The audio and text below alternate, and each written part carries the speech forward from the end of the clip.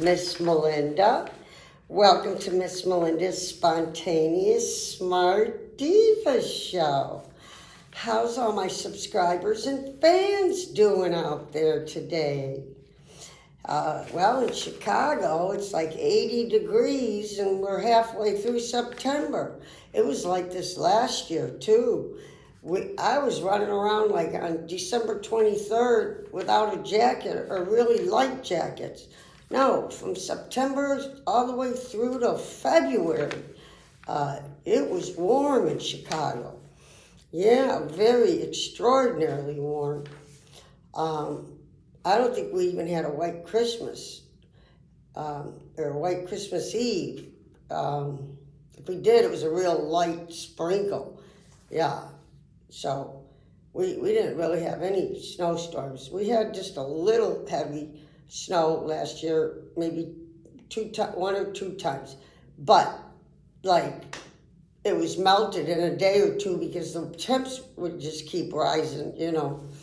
Okay, so we're teaching biology, and the title of this class is Soldiers on the March, B cells, B like boy, cells, okay? And antibodies. So let's repeat the title.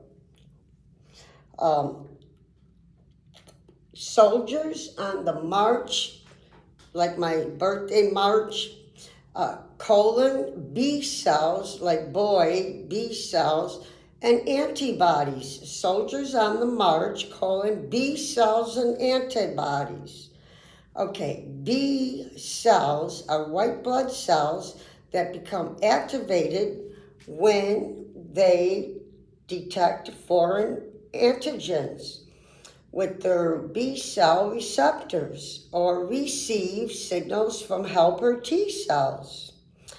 They're activated to form two types of cells. You listening, guys? Are you listening? Okay. B cell receptors or receive signals from helper T cells. Wait, we better read this from the beginning. B cells are white blood cells that become activated when they detect foreign antigens with their B cell receptors or receive signals from helper T cells, okay? So we got to memorize all this together. They're activated to form two types of cells, okay? They're activated to form two types of cells. You listening? Plasma cells, which we know plasma is blood, right? Two types of cells, plasma cells and memory cells. Interesting. Okay. Okay, these papers are getting in the way here. Okay, so the next title is Plasma cells produce antibodies, okay? Plasma cells produce antibodies. Defensive proteins that bind specifically to antigens. It's antigens. The antibodies produced by plasma cells are released into the blood, around the body, anything in the body that's tagged with antibodies, such as invading pathogens, is marked for destruction by the immune system. You listening, guys? This is real important and very easy to understand. Yeah, this is a short class too. Okay, so following are the reasons why antibodies make it easier for the immune system to fight infection, So one, phagocytes can bind to antibodies, So anything with antibodies bound to it is easier for the hold on. So anything with antibodies bound to it is easier for the phagocytes to grab and eat. Is easier for the phagocytes to grab and eat. We've had these words. We just got to watch our old classes. But these tell you the definition too, again and again in each class when they repeat. You know, it just has another part of education to that word. Or they use the same suffix, cytix, all the time. Cytix in a bunch of stuff. You know, they use over. Okay, antibodies stick to pathogens and drag them into clumps, period. This makes phagocytes, C-Y-T-E-S, we all know was cells, called cells. But sometimes they use sites, C-Y-T-E-S, a lot in these classes lately with different words. You'll see, you just keep studying like me. This makes phagocytes more efficient because it takes fewer mouthfuls, quote unquote, to deal with the problem. Okay, the next one is antibodies stick to the surfaces of viruses, preventing them from binding to new host cells. Oh, it sounds so creepy to me when they say host cells, host this, because I think of those thriller movies they have. They enter into the other person's body and they got to become the host is living in them now, and then they give it to somebody else. That's why it sounds so gross to me. Then they had the movie The Pods, if you're old enough to remember that one. Okay, each plasma cell makes antibodies that are specific to one antigen, So you could think of plasma cells like the archers of the immune system, okay? Each archer is trained, now they're telling you the definition of archer. Are you listening? Okay? All right. Each archer is trained to hit just one type of target, period. When you have an infection, the helper T cells call out just the set of archers needed to fight that particular pathogen, okay? Just keep watching the classes over and over again. We've had these words and we all have to learn them. Each adaptive immune response is tailored specifically to fight the invading pathogen, period. This specificity, so it's specific, S-P-E-C-I-F, and then I-city, like city. Are you going to the city? C-I-T-Y? So it's specificity. So S-P-E-C-I-F. It's like specific, but it's not. It's S-P-E-C-I-F-I, city. I'm going to the city. Specificity, C-I-T-Y at the suffix at the end. Specificity occurs because B like boy cells and T cells activate only when their receptors recognize a specific foreign antigen. So, out of the thousands of different B like boy and parentheses and T like Tom cells. So out of thousands of different B and T cells, your body can produce only a small subset reacts to each pathogen. Okay? Let's get this stuff memorized, guys, including me. I'm learning with you. All right. This label is, our cellular assassins, cytotoxic T cells. I told you, cyto, C-Y-T-O, we just had it at the end of a word, like a suffix, which means cells. But now we have cyto at the beginning of a word. and I don't know what it means in this word, but maybe it's going to tell us right here. So cellular assassins, cytotoxic T cells. That's this label now, okay? So you listening? Okay, let's go. If the molecules try to hide inside your cells so the antibodies can't find them, that's when cytotoxic T cells come into play. Cytotoxic T cells are white blood cells that are experts at detecting infected host cells, period. When they detect foreign antigens on the surface, where'd you go? Of an infected host cell, they order the cell to commit suicide, a necessary sacrifice in order to destroy the hidden microbes. Sounds like we have a whole different world inside our bodies, don't it? Yeah, this is really wild. Yeah, it's like storytelling of our bodies. There was a movie. It was like early '60s. It was a crew of people, men and women, that had a ship, and they got inside the bloodstream of somebody's body. They were scientists. This is just a movie I saw. It's really cool.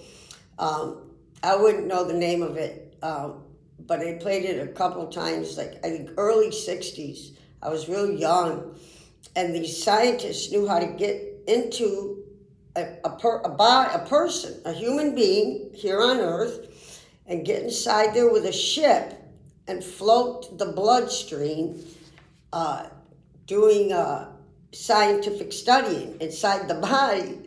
It was a cool movie. It was creepy, but it was good. Yeah, real cool. Okay, cytotoxic T cells are also called, so we're learning more with now the cyto, CYTO, went from being a suffix on the last page. That's the last part of a word. Suffix is the last, like you got the prefix of a word, the root word, and the suffix. Well, that's how medical terminology went, and you could kind of use it in basic grammar, So cyto just went from a suffix, and it said blood, it's cells, to cytotoxic. Let's see, it should tell us what it means now. Cytotoxic T cells are ALS. Oh, okay, it's my magic marker. Okay. Cytotoxic T cells are also called CD uppercase 8 cells. Oh, I have a sneeze. Sorry about that. Okay. Oh, all right. So, all right. Here, let's put up my hair back. Maybe it'll look better. Yeah. Okay. So, cytotoxic T cells are also called uppercase CD 8, and an 8 with it. CD8 cells. They're cells. CD8 cells. So cyto, I told you, means cells. So even when it's at the beginning of a word, cytotoxic, it still means cells. So cytotoxic T cells are also called CD8 cells. Okay, you listening? So you'll understand it when that word pops up again? Okay? All right. Giving your defenses a helping hand. It's a little label. Giving your defenses a helping hand, comma. We don't have too much more to go. Hang in there, guys. You with me? Okay? All right, let's go. As powerful as the human immune system is, microbes are amazingly clever and diverse, comma, which means sometimes you may encounter a pathogen with the ability to get around all of your defenses. You listening? To get around all your defenses. This is where science and medicine come in. Scientists study microbes and how they work, comma, searching for ways to prevent pathogens. Okay? All right? From infecting and damaging the body. Okay? Period. Doctors study how the body works and how to recognize the signs of different illnesses so they know which tools to use to help you fight off disease, period. Together, scientists and doctors have found ways to give the human immune system a helping hand when necessary, period. The next sections introduce you to these immune system helpers. The next sections introduce you to these immune system helpers. Okay? Let's go. Ready? Okay. Killing bacteria with antibiotics. That's our new title. Killing bacteria with antibiotics.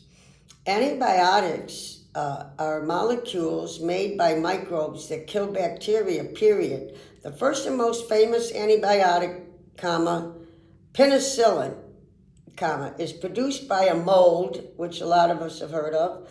Penicillin is produced by a mold that looks a lot like the green stuff you see on old bread in your kitchen. Isn't that yucky? You get mold on your bread. Has that ever happened? Many other antibiotics are produced by bacteria that live in the soil.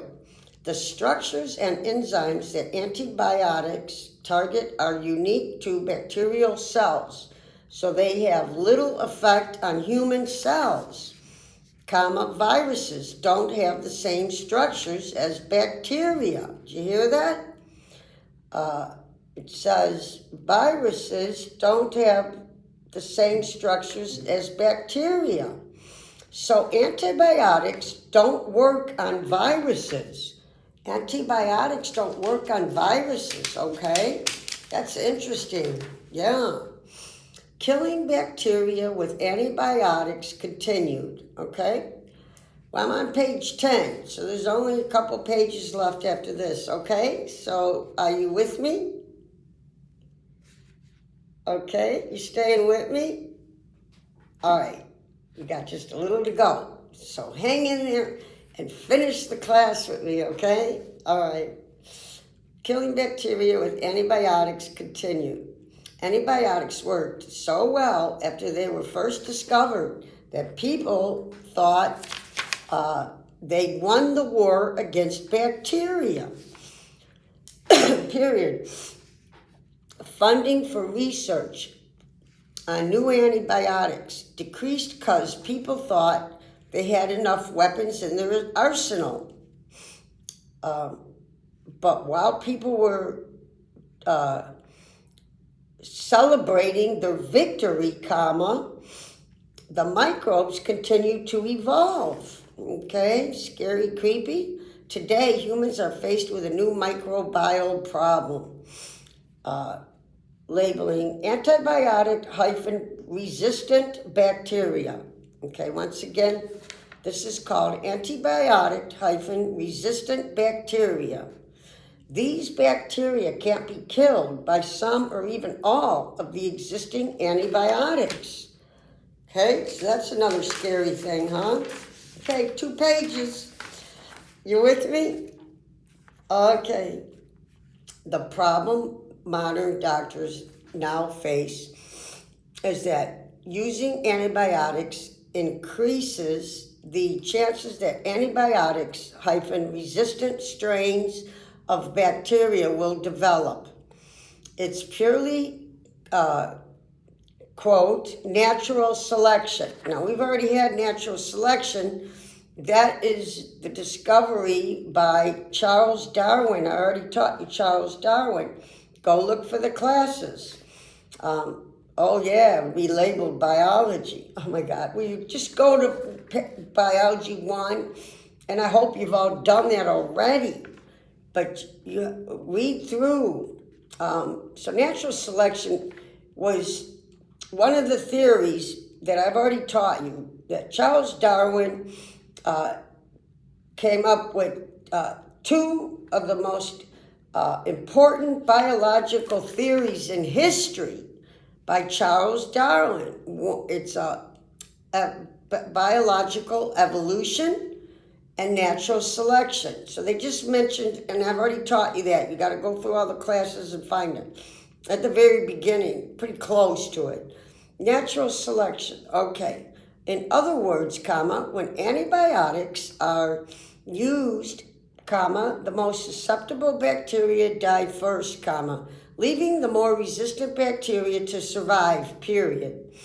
The resistant bacteria multiply, comma, creating new hordes that are more resistant to the antibiotic than the last horde. Horde is like you're hoarding something, like that show, hoarders. So it says that are more resistant to the antibiotic than the last horde, HORDE. Repeat this cycle a few times and the antibiotic no longer works at all. Okay, did you get that? Were you listening? No longer works at all. Okay? Okay. You ready? Well, last page. So you can hang in there, right? All right, last page. Here we go. Every year, nearly 100,000 Americans die hospital-acquired infections. I had a homecoming king from my high school who actually was in love with me. He was a year ahead of me. He was in love with me, but I didn't have the same feelings. But we dated a little bit for a little while. Anyway, when he was about in his 50s maybe, late 40s or 50s, I don't know. I wasn't there then, but I was told, by everybody we went to high school with, that Eddie Riley went into, I'm not supposed to say names. Well, they don't live with me, but you shouldn't say names. Okay. Well, he's dead, so. Anyway, he went into the hospital with a wound on his knee from playing sports. And he got a deadly infection in the hospital, and it killed him. They said there was 150 people at his, what do you call it? I can't think what, banquet hall. They said there was 150 people for his funeral at the banquet hall. That's a lot of people. Well, they own their own restaurant. So I can't say names, all these men were brothers, and they all became king of my high school. Okay. Anyway, let's move on. But you'd like to hear a little bit. See, that was a spontaneous story, life story. And we all know perfectly clear how I got to that story, because it's talking about every year, nearly 100,000 Americans die hospital-acquired infections. Now you see why I don't ever want to go to a hospital. And I don't want to die there either. I don't want to die in my own bed. Yeah, they say nearly 100,000 Americans die a year. Did you know that? From being admitted into the hospital with something minute and catching a deadly infection. Did you? I bet you didn't know any more than I did. No. So these are called noso, N-O-S-O, noso, camille. C-O-M, like commodity, or .com, and then IL, like dial, I-A-L, infections. So these infections that kill you are called nosocomial infections, okay? So they told you the definition, and it's spelled N-O, so, S-O, C-O-M, I-O, not, it's one word. Nosocomial infections, that's what it's called, that kill you in hospitals. Related to antibiotic resistant bacteria, period. So I hope you guys been listening to this last page. Okay. Yeah, that's how my classmate died, the homecoming king, one of them. Yeah, all his brothers were the homecoming each year. They all had different years. Yeah, his younger brother was actually my year, and he was a year ahead of us. And then he had an older brother that was king before him. Yeah.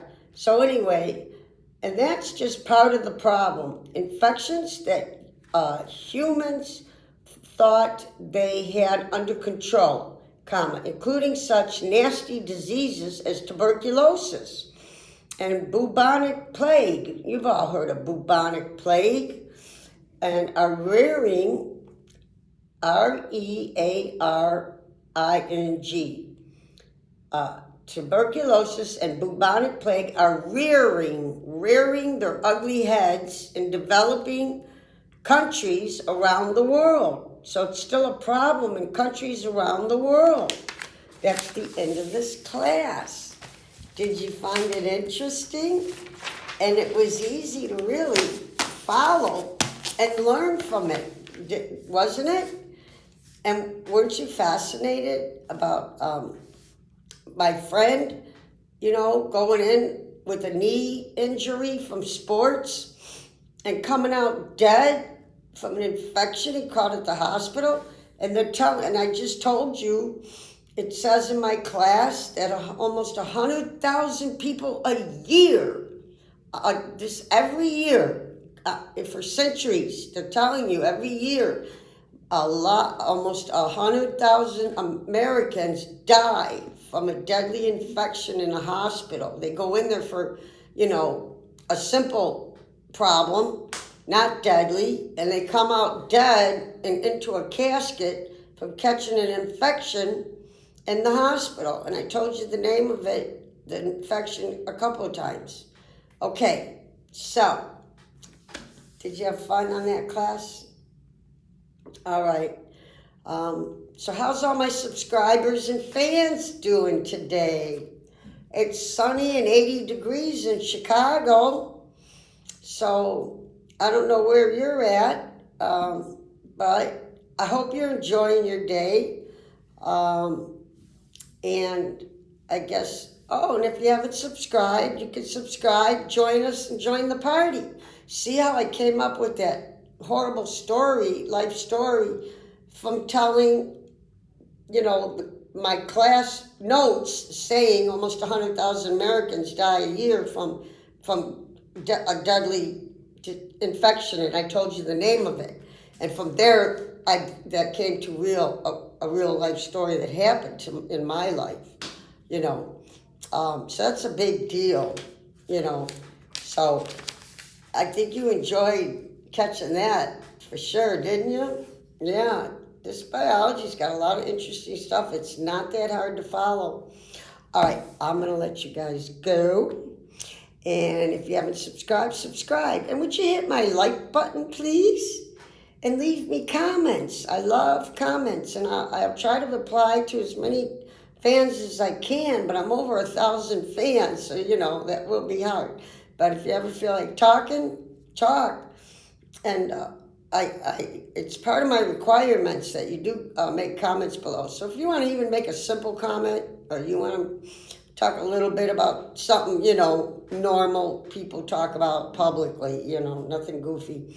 You could chat a little bit to me about something, maybe the day you had or something you're upset with, but don't get tragic on me, Okay, I love all my fans and subscribers, and I will see you guys next time, okay? Okay, have a good afternoon. Bye.